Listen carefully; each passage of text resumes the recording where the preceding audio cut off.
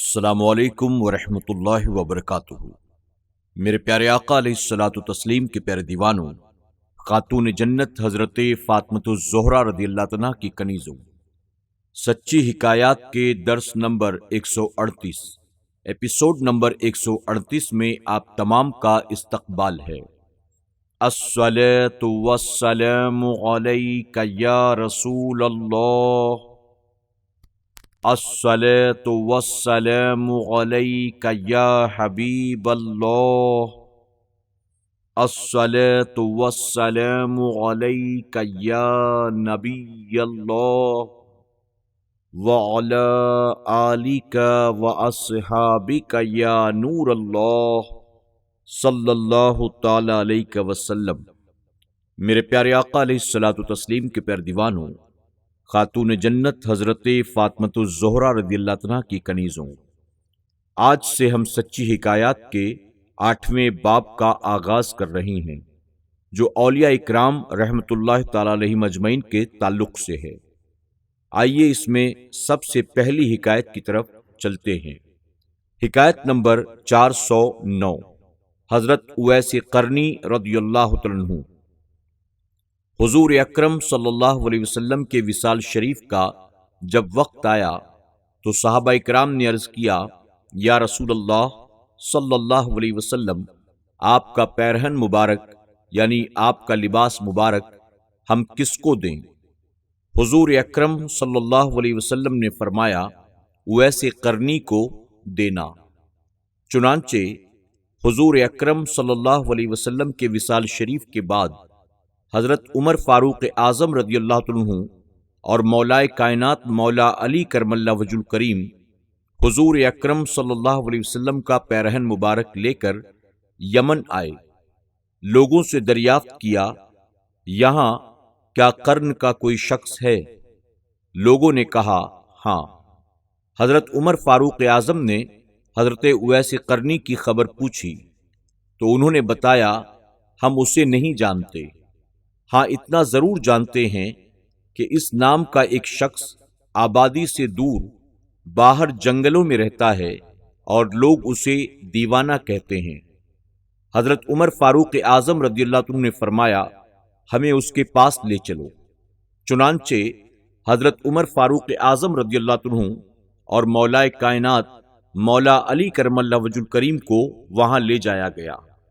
یہ دونوں بزرگ جب وہاں پہنچے تو انہوں نے دیکھا حضرت اویس قرنی رضی اللہ عنہ نماز پڑھ رہے ہیں۔ حضرت عمر فاروق اعظم اور حضرت علی رضی اللہ عنہ وہاں بیٹھ گئے۔ جب حضرت اویس قرنی نماز سے فارغ ہوئے تو حضرت عمر اور حضرت علی نے انہیں سلام کیا۔ حضرت اویس قرنی نے سلام کا جواب دیا۔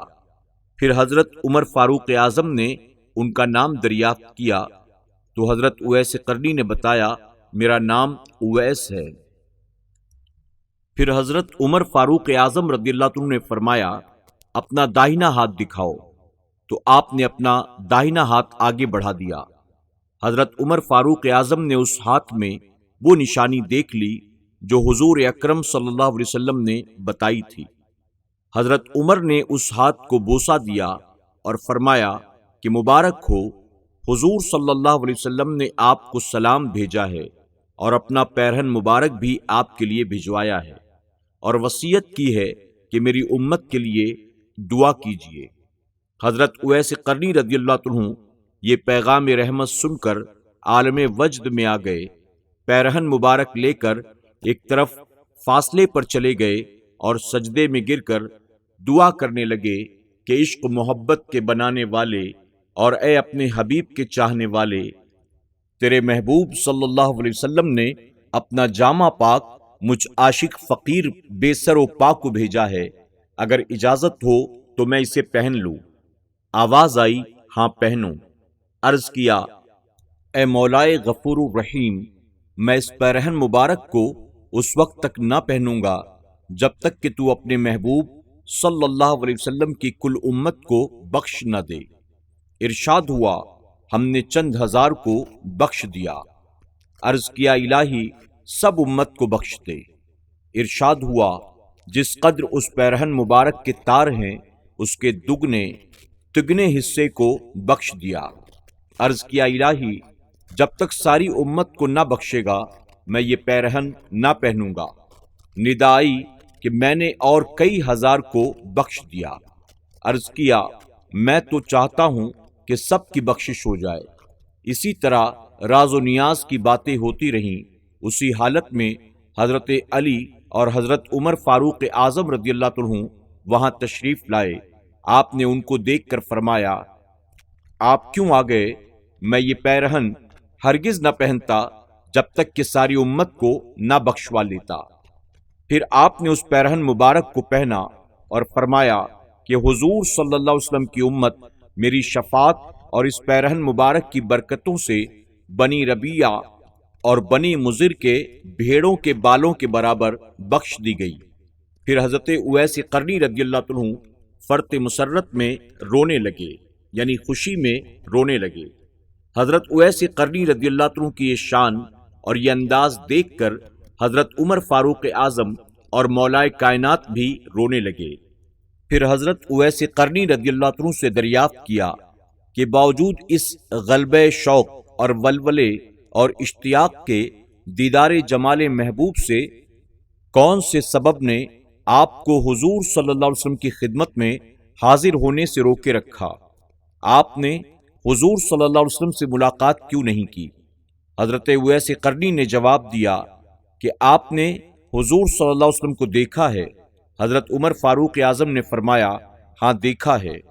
حضرت اویس قرنی نے فرمایا اگر آپ نے اس محبوب کا جمال جہاں آرا دیکھا ہے تو فرمائیے محبوب پاک کے ابروئے پاک آپس میں ملے ہوئے تھے یا کشادہ تھے؟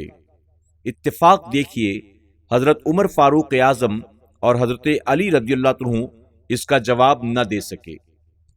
حضرت اویس قرنی نے ابروئے پاک کی نورانی تصویر کھینچ کر بتا دی اور فرمایا میں اگرچہ بظاہر خدمت اقدس میں حاضر نہیں ہوا مگر جلوہ محبوب کسی وقت بھی مجھ سے پنہا یعنی چھپا ہوا نہیں تھا۔